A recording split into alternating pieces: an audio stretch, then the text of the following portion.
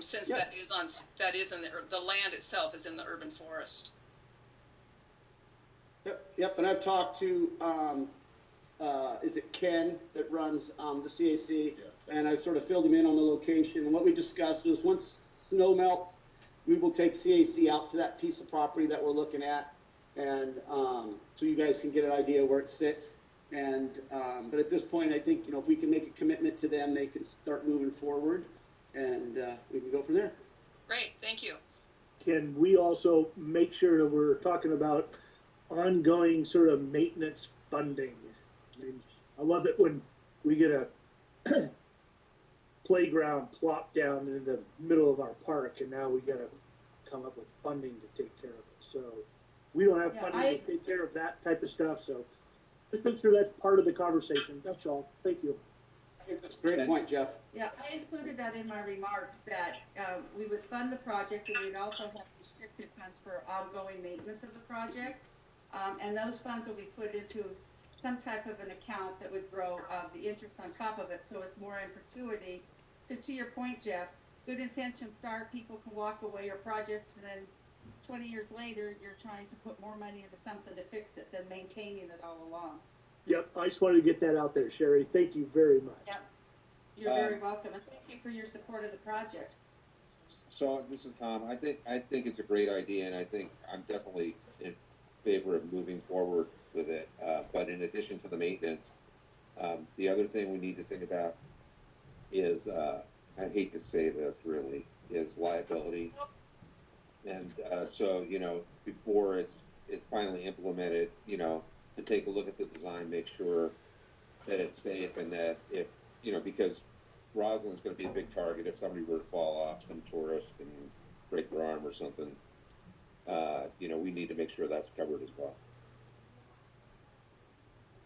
Yeah, I'm all for the project. I'd just like to look at location, because right now that's a really highly used location. Of course, right now is sledding and any outdoor rec I'm always for with kids, and so I don't want to take away something that's already there. I know it's only 4 months out of the year, but then they use it still for mountain bikes. So I could see it being a definitely good co-location for all that, but I want to make sure we're not too close to the hill, not too close to the coal mine trail, and also maybe where that reader board is right now could be a better location, because there's no sledders going or mountain bikes going down that spot. So I'm really just cautious about the location and not taking away one thing just to add another. So it's my only concern.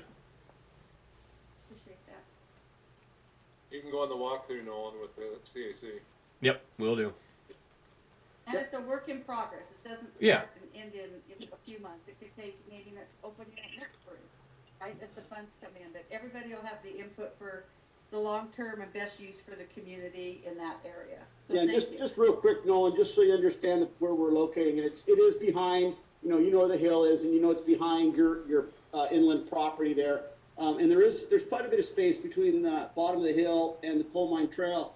But once you hit that coal mine trail, it's for Terra property, and so and then White Road. So we are limited to sort of where we can stick it to a point. But I expect all council members to show up for the walkthrough when we do the walkthrough in spring. So we'll put our heads together and we'll go from there. But I think it'd be great if we can continue the planning and move forward.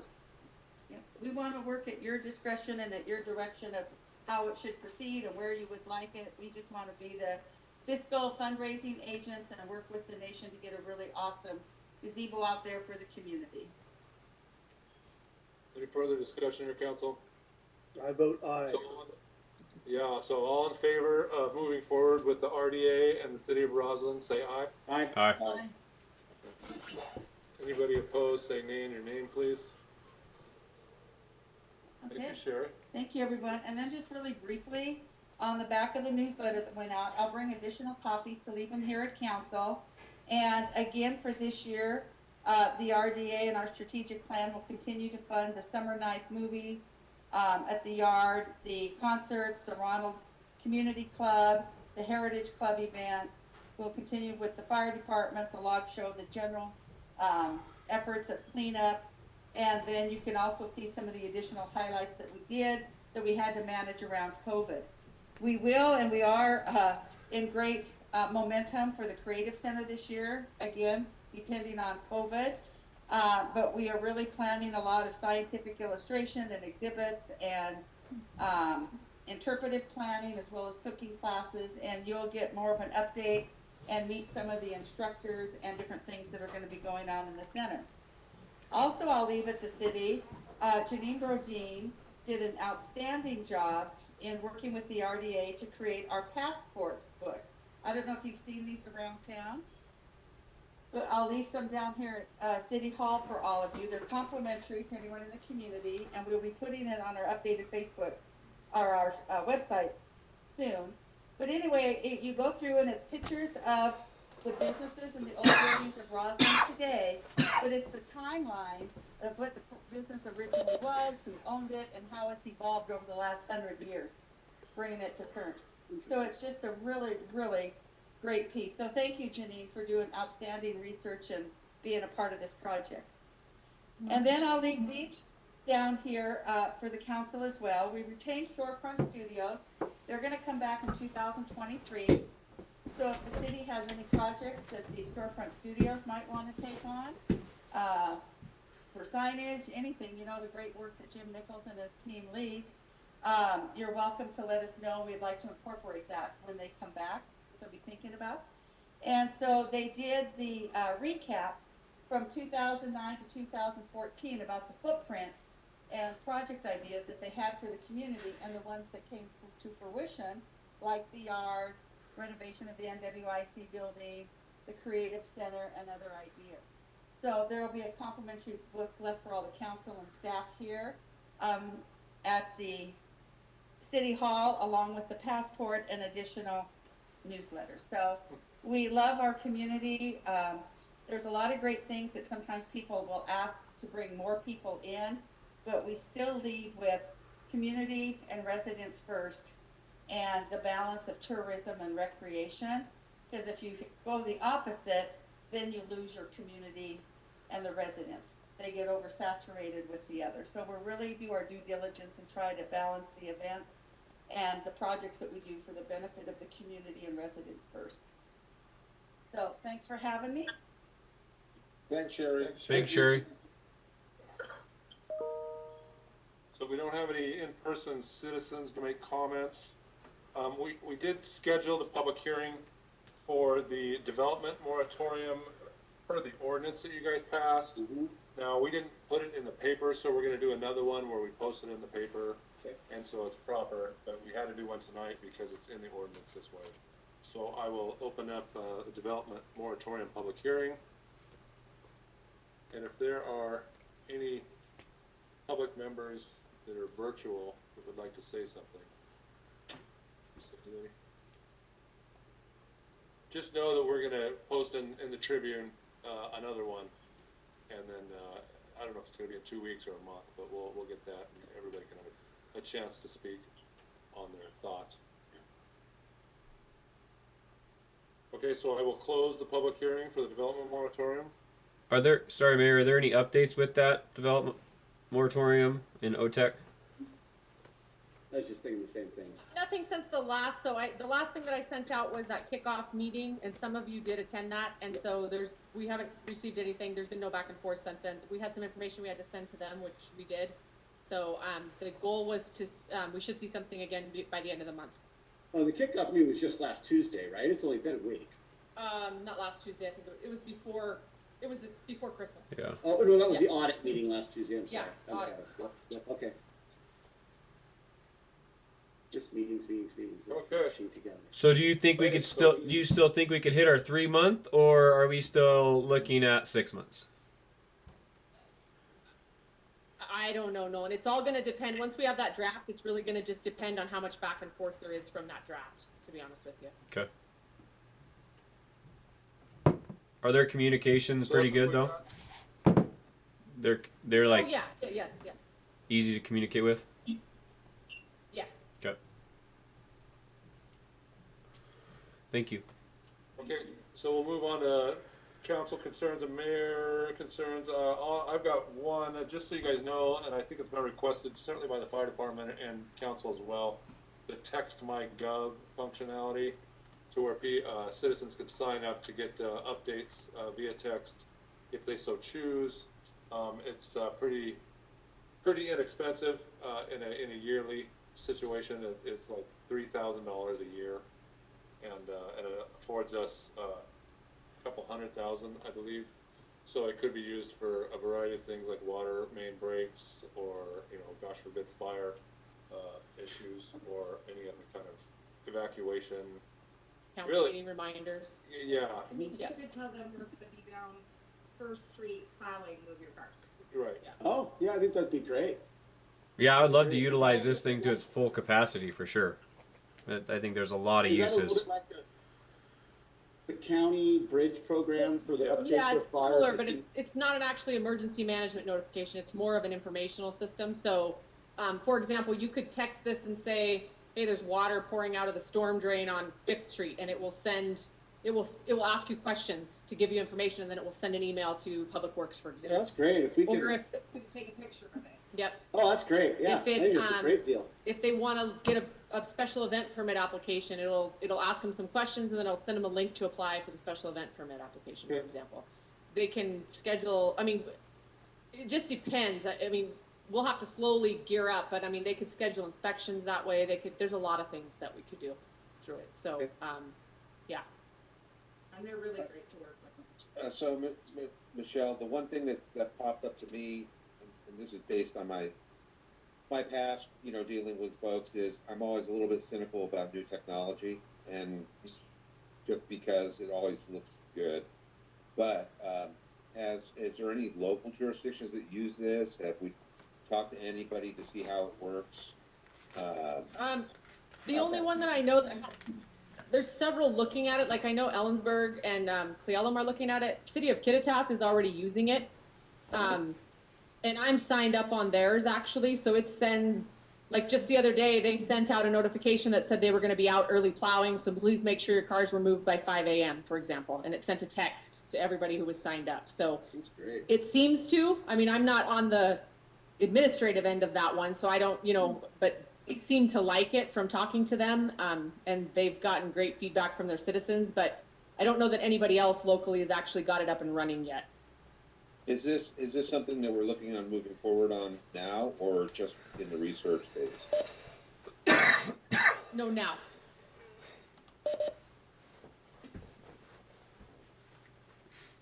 I support this idea. I've been signed up for the WSDOT notifications about the pass, and of course those are quick and timely and really useful.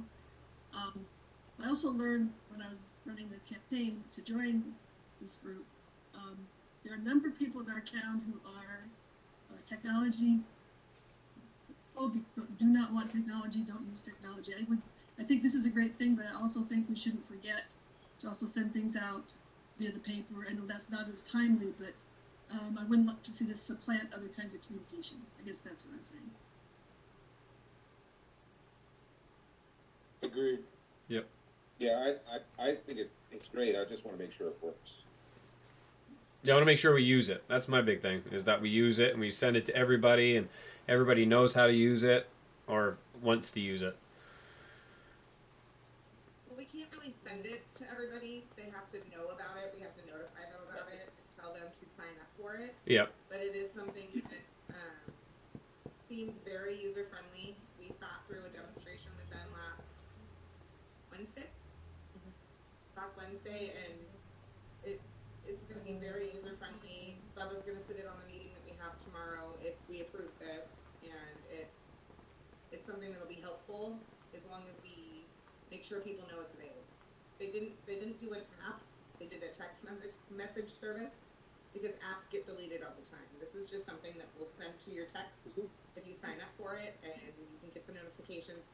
And they can even make it down to zoning maps, where like if there's a water leak in one area, we can send a message to that one area that there's a water leak there and the water's shut off. So in a snow event like this, we could, say, hey, we will be plowing this road at this time, please move your cars so that we can get this taken care of. If it's very affordable, I think we're just crazy not to even try it. I mean, Yeah.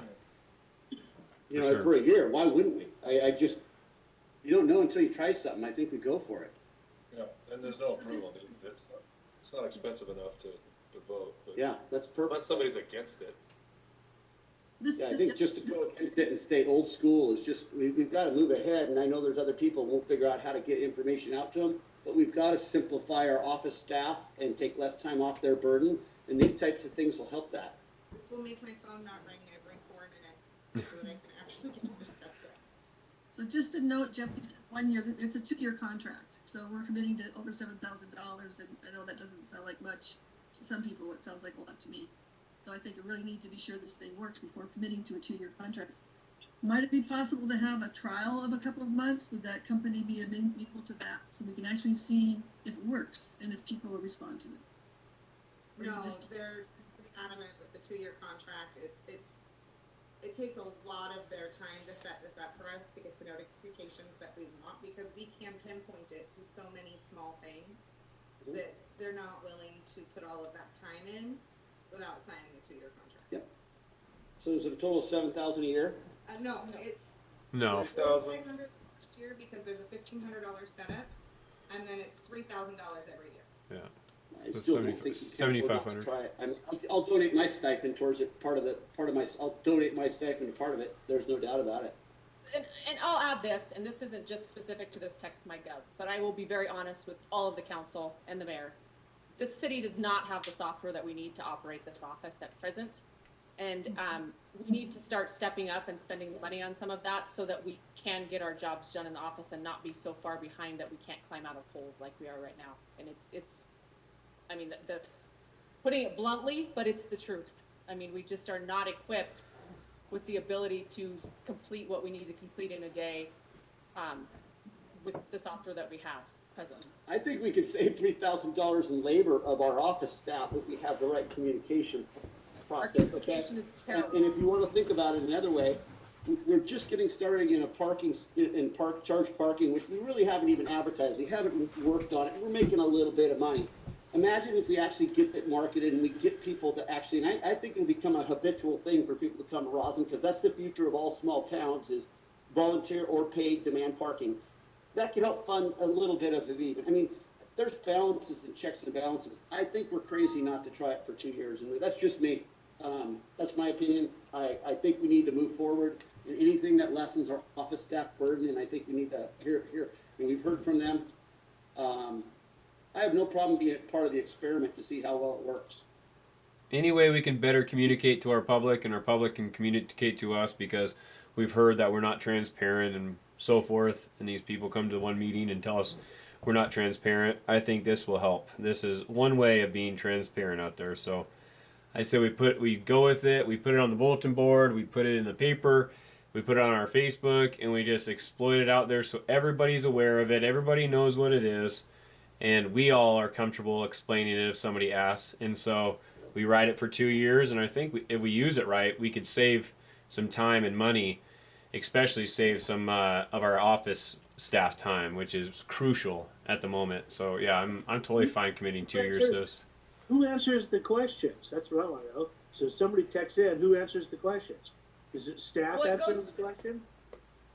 Yeah, it depends what it is. So if it's you know, if it's a public, like if it's a leak or something, it's going to send a notification for something like that, for like an emergency type thing. But most of it is going to be, we're able to push out like a meeting reminder, for example. Like when I send a text, I can send it to 300 people, where right now what we had set up for that doesn't even work half the time. You have to try to send it 15 times and spend an hour trying to send out an e-alert that doesn't work. So, you know, that's more so the part. But yes, I mean, staff would be answering the questions, but it doesn't really give you an option just to ask a general question per se. It'll send you to, like, the city has the citizen complaint form or the citizen comment form or whatever. It'll send you to that form to complete, rather than just picking up the phone and calling somebody and keeping us on the phone all day. But from what So, I understood, that are you telling me, are you telling me that you're gonna spend less time managing phones? You're gonna save time. We're going to save time managing phones and then also disseminating the information. So instead of me having to make answer the same question 15 times, if we can send out, and I'm not saying it's going to solve all the problems, so don't get me wrong, but if we can, if Ginny can push out a text to everybody that's signed up that says, hey, we have a water leak on Second, expect to see 0 pressure in this area or low pressure for the next 3 hours or something. We expect it to be fixed by this time. If it cuts our phone calls in half, we're gaining huge ground. I agree, but I'd like to see, I want to make sure that happens. Michelle, do you know how long the city of Kittitas has been using this system? I don't know. It's probably been, I think I've been getting texts from them for a month or 2, so they've had it for a couple of months. Okay, so it's really new to them. Okay. So, this is Tom. So, for me, I agree with what Jeff said. We should move forward with technology. This is an administration discretionary action, which you're informing us of, which is awesome. And so, you have to make these decisions. I would just say that vendors make things look really good when you sign up, they're trying to sell you something, and that just by experience, look at trying to do a staged implementation. Maybe start it out with emergency things. Because it could easily bog down staff, if you try to do too much too soon, and just find a way to make it work, the most efficiently as possible. But once again, good for you guys to be looking at ways to make your lives more efficient and get more information out. Mm-hmm. But, be careful.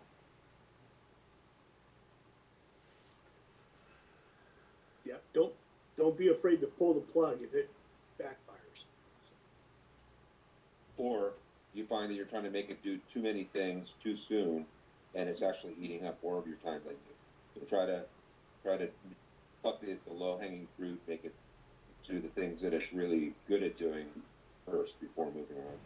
But anyway, that's my 2 cents. I think Tom said it well too. I think technology is great.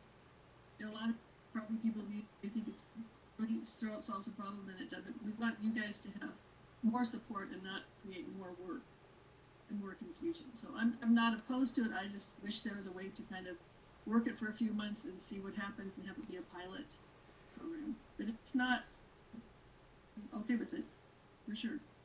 Yeah, if this was ever a council vote, I would vote for it. Yeah. For my part. Well, why don't we make I'll make a motion that we sign up for the GovDot for the next 2 years, for the 2-year first contract. Point of order, I would not make a motion on this because this is under the mayor's discretion. If we start to nitpick what he can spend on, we're gonna be coming back for every $500 item. So I would like to That's great. rescind that. If he could rescind that, that'd be awesome. Yeah, remove your motion. I will remove my motion, and we will leave this up to a mayor call. I think that it would be nice to give council support, and I will support the idea. I'll support the first year the contract for 2 years. I agree. Me too. All right, guys. If Um, anybody has, you can always email me if you have, things you want to talk about on this kind of situation. at the next admin committee, and I don't know if you're prepared for it, staff, but can you guys present possibly some stuff that will make your life simpler, like you were mentioning, Michelle? Yeah, I could give you a list. We can't afford any of it, but I can give you a list. That'd be fine. I would just like to see. I would like to see the list and see where we're at, possibly. Yeah, we got a permitting software that I think is going to work. That was on the cheaper side, so it's not perfect, but it's in our price range. So I think that's going to help. This will obviously help. Yeah. I mean, the other thing is our phone system. So Nolan, that might be right up your alley, actually. Yep, we can help out with that. You guys, you have called an HPBX phone system. It's over the internet, and so it's capable of doing a lot more than what it's set up to be right now. So we can help out with that. Need some training. Yeah. Hey, just to break in here, council, the Yakima Nation representative Noah Oliver has been able to join us. I don't know if you guys, did you want to say anything, Noah? Sure. You gotta come forward. Speaking to the microphone there. Okay. It's kind of a funny microphone. Okay. Yeah, I just wanted to say, I know a lot of you guys, and I'm just really excited to be working on putting some community engagement things together and making us all stronger and continuing to have this place be the place that I know and love. So it's all good, all moving forward, and I just appreciate all your guys' support. So thank you. Great, thank you. Thanks, Noah. Thank you. Thank you, Mr. Oliver. Thank you very much. Thank you so much. Okay, council, more concerns? I have a question. Something Jeff Yep. said brought it up. I know we have a pilot program on the parking meters, and a pilot program usually has a beginning, a middle, and an end, so it can be evaluated as to its effectiveness. I don't recall an end date, and I'm wondering if we could set one so we can see how this has worked. I'm concerned about just rolling into it without actually having a decision made. So it is a pilot program. Could we set one, say, 6 months after the first meter went in? I'm not sure that date, so I'm just throwing that out there. Well, first of all, I'll disagree. I don't mind doing a pilot program, but we didn't want to start this till spring. We just happened to put the signs up till fall. I'd like to wait till the actual tourism season starts, if you guys want to put a date on it, and we'll start from then. That'd be fine. I'm just looking for a Jeff.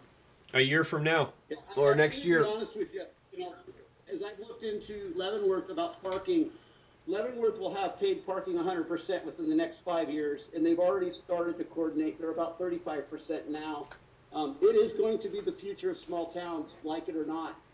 We are going to have to figure out parking and paid structure at some point in time, and that's just the reality of it. I'm not arguing that, Jeff, at all. You're might be mishearing me. I'm saying this is a pilot program. We told the public it was a pilot program. The article in the Tribune, it was a pilot program. Pilot program doesn't end. A year's fine. I just want a date. I would say December 31st this year. But we could we could set a date in spring once it gets going and look at a time frame. And I think we look at the funding, but for what it costs for this program, I don't know why we would still want to terminate it. Doesn't cost anything. Yeah, we paid. I'm not Yeah. suggesting terminating. I'm saying it's a pilot program. Pilot has an end, and then it would be a full-time program. So what if we just evaluate it, look at it a year from now? Okay, That's December That would 31st. cover our tourist season and, give enough time for things to sort of shake out. But I do agree with Janine that, this is something that we should, keep track of and see, what the benefits are. Well, I would just jump in and say that I don't think we did anything formal, but I thought the impression I had is that we were going to look at this periodically, and administration was going to brief us, like, I mean, obviously in the wintertime now, there's nothing to brief on, but, maybe revenues monthly, or, because I know our residents have, they want to be informed, and they want to have input onto how it's working and pushing parking. And so I think looking at like a time to look at it a year from now is probably pushing it. If there's something that we could change that's going wrong, it would be nicer to, like, every month or two have an informal report or something. Well, just, I hear you too, but it is a pilot. I mean, I agreed to a pilot program. People agreed to a pilot program. I don't think we can just all of a sudden say it's an ongoing pilot. So I we think differently. I think we go with Tom. I like hearing our updates every month, every other month, how it's going. And then we bring up our concerns, and like we said, December 31st, we say this isn't the pilot program, and if we're going to keep going or we're going to make changes with it, that's when we decide then, is the new year. But I think we'd have... I think we may be talking semantics. If what you're saying, Janine, is that a year from now, it's subject to a vote to renew by the council, a termination date, then I'm all for that. But I would like to know how it's going periodically before. Yeah, I agree with that. so just today, we had $140 deposited in our account for the month of December. Of And we had no parking, parking with snow, basically. with snow and 3 signs up in town. How about we just quit the pilot program and